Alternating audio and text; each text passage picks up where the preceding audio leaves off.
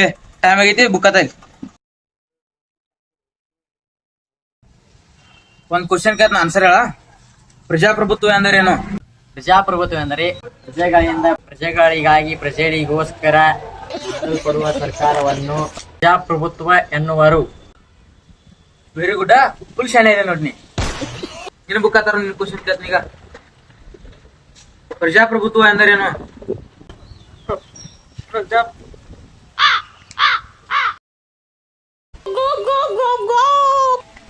Sir, ಬರ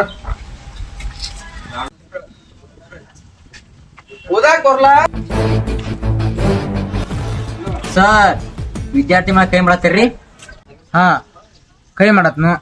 ಕೈಲಿ ಬೇಡ್ರಿ ಸರ್, ಕಟ್ಗಿಲಿ ಬಿಡ್ರಿ.